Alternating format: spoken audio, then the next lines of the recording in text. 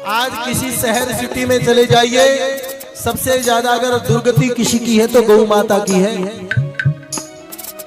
और सबने बड़े बड़े महाराज दुकानें खोल रखी है, लेकिन वास्तविक सेवा कोई नहीं कर रहा। लेकिन इसका तांडव, इसका भुगतान सबको भुगतना पड़ेगा।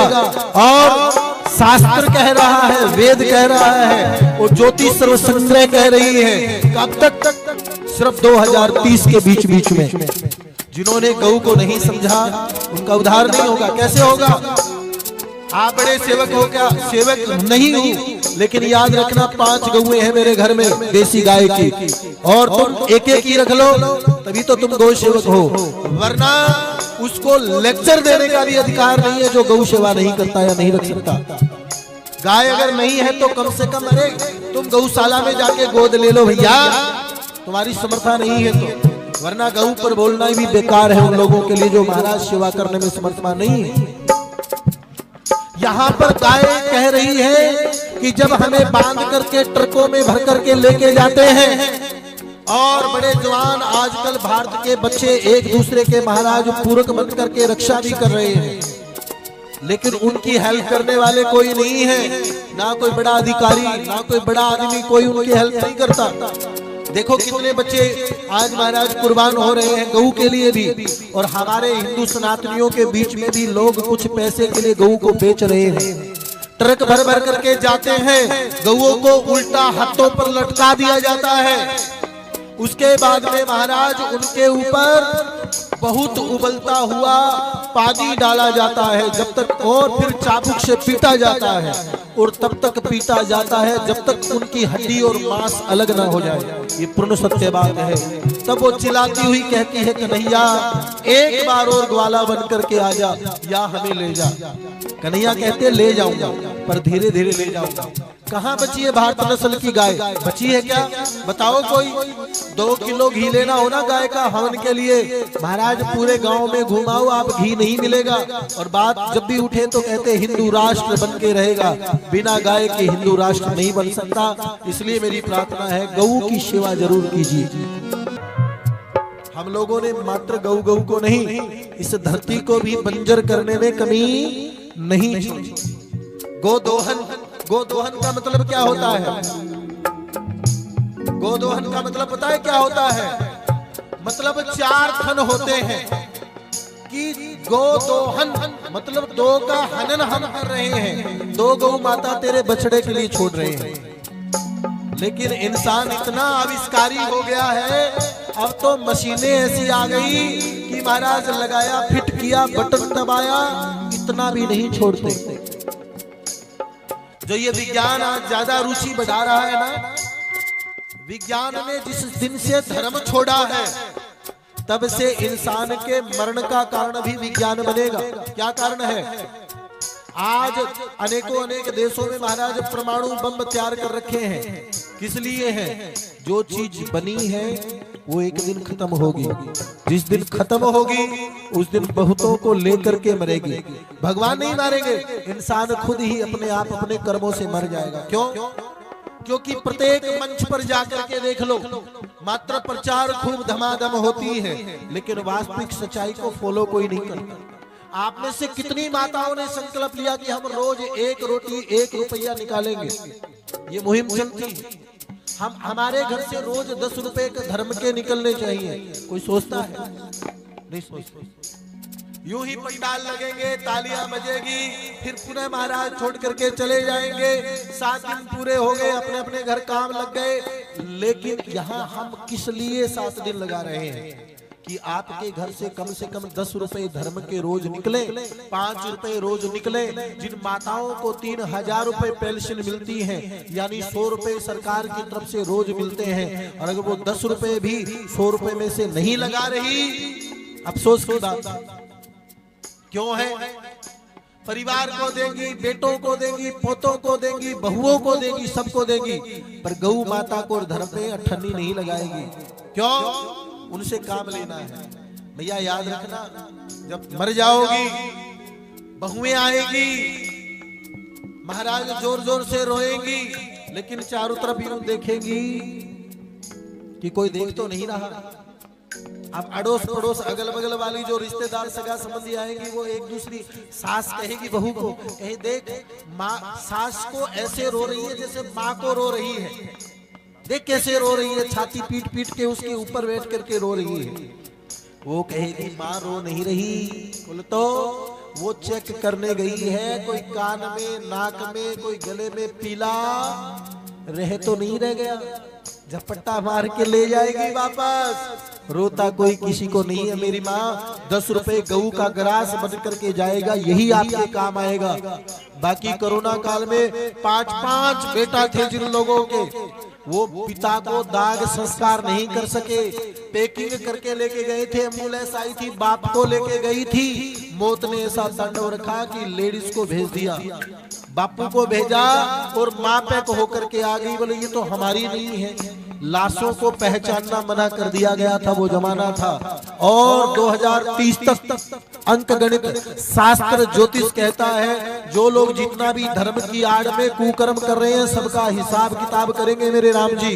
इसलिए सीधे साधे भोले वाली माताएं बैठी, भोले वाले ग्रामीण अंचल के लोग बैठे हैं, आपको लूटने नहीं आया। तो इतना कहूंगा, जिंदगी में अगर कुछ करना है तो आज गांठ मार लीजिए। 7 दिन की दक्षिणा आपको नहीं देनी, जो बुलाया है वो देगा।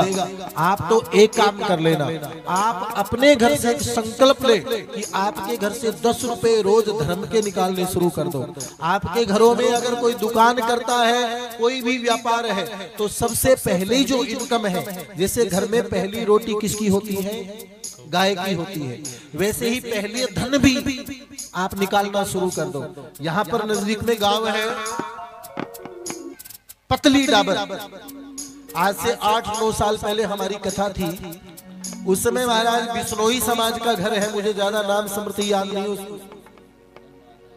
अनुमान करके शायद उनके घर हम गए थे भैया, तो उन्होंने कहा महाराज जी एक बड़ी कृपा है, आज तक हमारे यहाँ पर दवाई की एक अठन्नी नहीं लगी और कम से कम 12-13 लोग सदस्य हैं। हमने कहा कारण क्या है? मैं ये नहीं कह रहा कि बिहार में ऐसा हुआ, यूपी में ऐसा हुआ, पतली डाबर 3 किलोमीटर दूर है, नाम भी बता दिया, एड्रेस भी बता दिया। 8 साल पहले कथा थी ना अपनी, उस समय की बात है। आज तक महाराज दवाई में एक पैसा नहीं गया। जुकाम खांसी की अलग बात होती है। मैं कहा रीजन क्या है? बोले रीजन यही है कि हमारे यहाँ पर पशुओं का मेला लगाते हैं हम लोग। ये और बता दूं आपने, यही है बात। हाँ जी, पशुओं का मेला लगाते हैं। पर महाराज जी हमारे जो भी इनकम आती है उसका 10वां% पहले गौशाला में जाता है, फिर हमारे घर आता है। और हम धर्म पुण्य में लगे रहते हैं। धर्म पुण्य शुरू करोगे तो एक बार तो बढ़िया वाले भगवान पाप काटने है ना जल्दी जल्दी भेजेगा, पर धीरे धीरे यूं मान लेना क्लीन हो रहा है। और यही बात नहीं कि मंच पर आए 7 दिन भाषण किए चले गए, नहीं, पहले घर पे गऊ है, हमारे आश्रम में रामलला वाटिका में है। और सुनिए, दुनिया में बड़ी बड़ी टुकड़ियां लगा करके लोग रहते होंगे, हमारे आश्रम में आपको गाय के गोबर से लेपन किया हुआ मिलेगा। मास्टर जी गए पूछो इनसे, और उस पर राम नाम अंकित ग्रह शोभा बरनी नहीं जाए। ये क्यों किया है? ये इसलिए किया है कि भले ही लोग बड़े बड़े महाराज मंदिर देवालय बना लिया होगा, पर हमारे कुटिया में कभी आकर के देखना, बांस लकड़ी का और गाय के गोबर से पूरा आश्रम बना है। उसमें 5 मिनट बैठ करके महादेव के आगे ध्यान लगा करके देखना, आपको वो सुकून मिलेगा जो महाराज अरबों की कोठियों में नहीं मिलता। ये पूर्ण सत्य है, क्योंकि हमने वहां पर भजन किया है, गौ को महत्व दिया है, और ये तभी संभव है। थोड़ा जिंदगी से बाहर निकलो। लोग उब गए हैं जिस वीआईपी में आप चलना चाहते हो। अंग्रेज लोग उस वीआईपी कल्चर को ठोकर मार करके, फटी पैंट पहन करके, धोती कुर्ता पहन करके हरे कृष्णा कर रहे हैं। विस्की कोका कोला पीने वाले महाराज चरणामृत पी रहे हैं। कल बहन जी को कहा कि तुम है ना गोबर में लपेट करके और रखो भागवत जी में फल, तुम्हें पुत्र रत्न की प्राप्ति होगी। तो ऐसे मुंह चेहरा बता रहा था कि उसको बू आ रही है। ठीक है, कभी इस्कॉन टेम्पल जाना, अंग्रेजनिया महाराज इस्कॉन के पीछे जो गौशाला है, सैकड़ों आपको अंग्रेज और अंग्रेजनियां मिलेंगी जो गाय का गोबर उठाती है, गोमूत्र पान करती है। 4 दिन हम लोग थोड़े से शहरी कल्चर में क्या रह गए, गौ को ही भूल गए। बिना गौ के कल्याण नहीं है। लास्ट में हवन करना, ब्राह्मणों को जिमा लोगे, पर जब तक गाय का पूंछ नहीं पकड़ोगे बेतरणी पार नहीं होगी। नंद के लाला की ये पूर्ण सत्यवाद है। संसार में मात्र गाय का मूत्र एक ऐसा है, उससे बड़ा कोई और धर्म नहीं है। अरे गंगा जी जाते हो, गंगा कहां से प्रकट हुई बताओ? गंगा प्रकट हुई है गोमुख से। जिस माला को भजते हो उस माला का नाम पता है क्या है? गोमुखी है। आप कहीं से ले लीजिए। घर में शांति करवानी है, महाराज क्या करे? बोले गायत्री करवाओ। गायत्री का मतलब क्या है?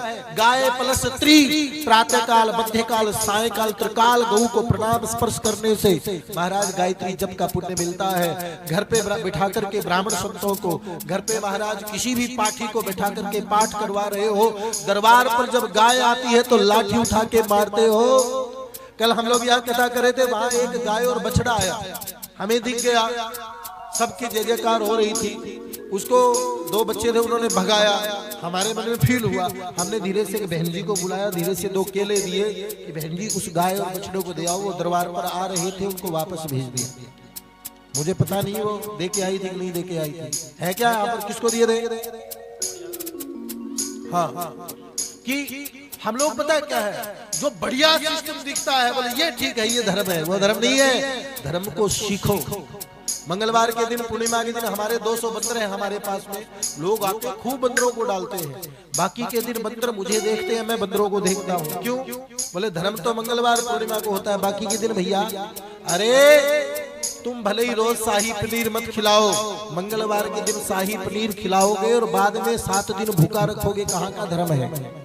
गौशालाओं में देखते हैं अमावस्या, पूर्णिमा, मकर संक्रांति के देखना, मकर संक्रांति के बाद में 5 दिन में महाराज जो गौओं की, बछड़ों की मरने की संख्या होती है ना, वो झट से बढ़ जाती है। कारण क्या है? एक साथ में ही सारा लोग धर्म करना चाहते हैं। माताओं को कहते हैं, माताओं बाहर जो पात्र लगाए हैं गौशाला वालों ने उसमें डाल दो। पर लोग पता क्या करते हैं? आज तो मकर संक्रांति, गुड़ हाथ से खिलाएंगे, हाथ से खिलाएंगे। बाहर बंधी बचिया लगभग मर जाती है 1 महीने के अंदर अंदर, क्योंकि उनको इतना गुड़ खिला दिया जाता है कि उनका पेट चलना शुरू हो जाता है। वो धर्म नहीं है, अधर्म है। रोज डालो थोड़ा थोड़ा। इसलिए रोज अपने घर से 1 रोटी 1 रुपया गौ के लिए निकालना शुरू करो। तुम्हारा सब कृपा करने वाला परमात्मा है। एक उन लोगों को कहना चाहता हूँ जो लोग महाराज हाव भाव में बह करके बड़ा बड़ा गौशालाओं में दान बोल देते हैं, फलाने राम जी ने इतने गौशाला ने दिए, उसने इतने गौशाला ने दिए। उसके बाद में गौशाला और कमेटियां इंतजार करती हैं, लेकिन भाई साहब अठन्नी नहीं देते और खुद 1000 रुपए किसी को उधारे दे दे तो उसी दिन से ब्याज लगाना शुरू कर देते हैं। सोच के देखो, धर्म का पैसा तुम्हारा सब कुछ नष्ट कर देगा। इसलिए कहना चाहता हूँ कि अगर गौ के निमित्त आपने कुछ बोला है तो झट से महाराज सबसे पहले उसको सल्टा दीजिए, क्योंकि धर्म से बढ़कर के और कोई आपका सूत्र नहीं हो सकता कल्याण का। लेकिन लोग गौशालाओं में बोल देते हैं लेकिन देते नहीं है, उनका मोक्ष कल्याण नहीं होता। ये सबसे प्रार्थना है, अगर गौ के लिए, बहन बेटी के लिए धर्म का कुछ बोल दिया तो तत्काल सल्टा दीजिए, वरना तुम्हारे नरक का कारण भी वही बनेगा। गौ मात की जय। भजन की